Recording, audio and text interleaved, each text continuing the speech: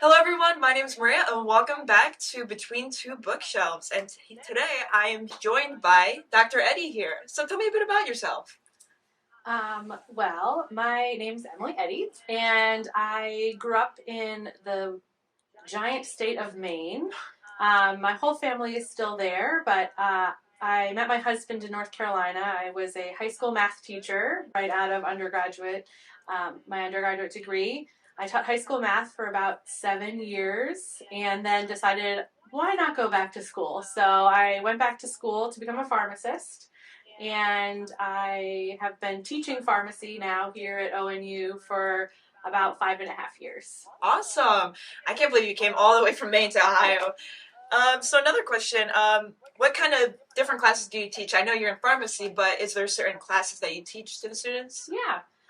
So being that I was a high school math teacher, I also teach pharmacy math here. So I coordinate our course that teaches students how to perform calculations related to pharmacy, so dosing and all sorts of stuff in our P2 or sophomore year. That's the one course that I coordinate, and then I also teach a lot about diabetes. That's an area of passion for me and helping patients with diabetes, and so I teach our students a lot of the pharmacotherapy and the stuff behind that. That's great. That's really interesting. Thank you. And why did you choose to go back to school? I mean, you're a math teacher. What just had that spark in you? Yeah, I think when I was an undergrad, I was a biochemistry major, and I wasn't really sure what I wanted to do. I thought I wanted to go to medical school, and I shadowed an OBGYN one day, and I passed out in the operating room and decided that was not really for me. Yeah. And so then I got a job working for Merck as a drug company doing malaria drug analogs. And I was in my senior year of college, and I was in a lab for like 9 hours pipetting things and just was like, I don't know that this is for me either. Like, it didn't really seem to fit. And so I joined Teach for America. And that's how I ended up teaching, and I loved it. I found a passion for teaching, but it always didn't quite feel right. Like, I wasn't really sure that that's what I wanted to do. And then my first child, my son, was born. He was in the NICU. And there was a pharmacist there going around on rounds with the physicians, and they actually wouldn't do rounds until the pharmacist showed up. He was late that day. And I just like sparked an interest in me that seemed to match that biochemistry aspect I liked and the medicine part, and investigated a little bit. And my husband and I decided that I might as well, now was the time. So when my son was 2, I decided to go back to school and become a pharmacist. That's awesome. I'm glad you found that. And you passing out in the lab, that reminded me how squeamish I was because I was really interested in biology. And then first look at blood, I'm out. I couldn't do it. But yeah, I'm going to get into some fun questions. Okay.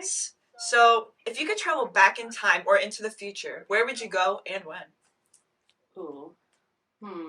That is a good question. I don't know.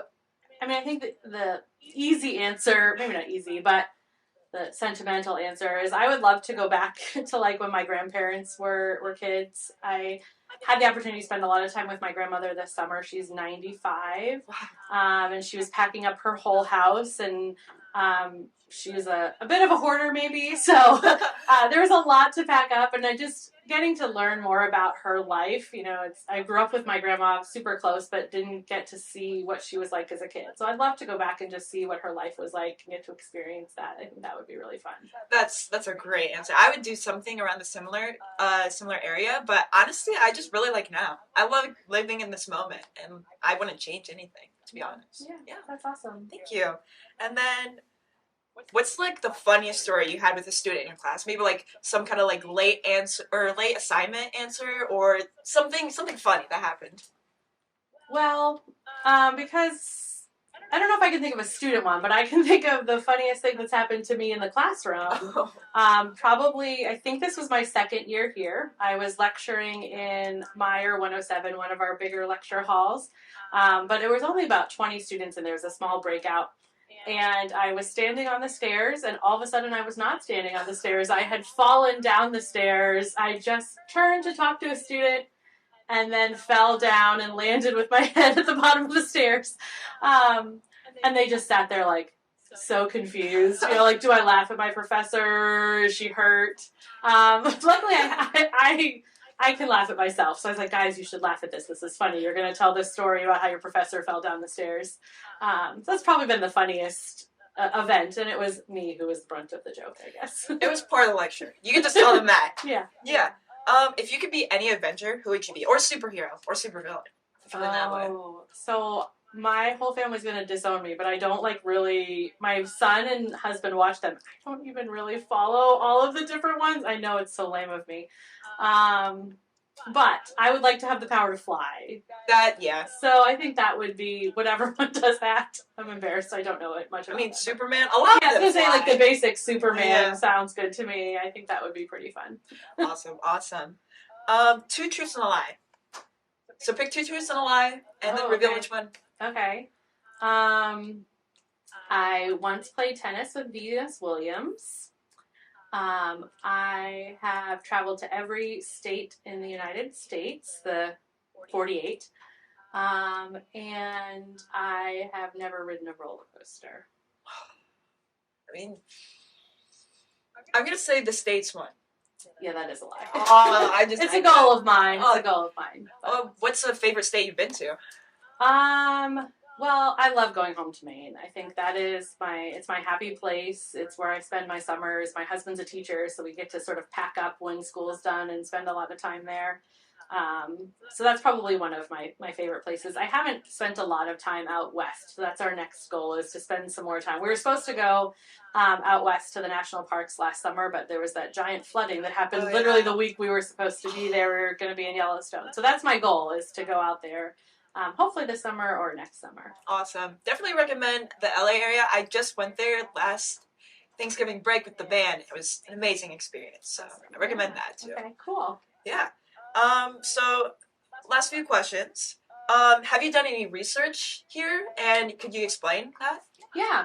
So I've done a fair amount of research, most of it related to the scholarship of teaching and learning and how we teach students. So something I've been very interested in is, one, how do we train pharmacists to be teachers, right? Mm-hmm. Besides me, really, none of the other pharmacy faculty went to school to be a teacher. They went to school to be pharmacists, right? And I, did some training to be a teacher as a high school teacher, and then obviously went to pharmacy school. So just looking at what are the different ways that we can effectively teach people to be good teachers has been something that I've been interested in, and we have programs for pharmacists wanting to do that, and I've been a part of that. And then the other big thing is, how do we teach math to future pharmacists? What's the best method to teach it? How do we ensure that our students are able to retain it, right? Especially in something that's pretty high stakes, like pharmacy math, right? Yeah. Being off by a factor of 10 can be fatal to a patient, right, with a medication. So we want to make sure that every student's able to do math well and consistently. And so just kind of looking at some different methods to help with that. Awesome.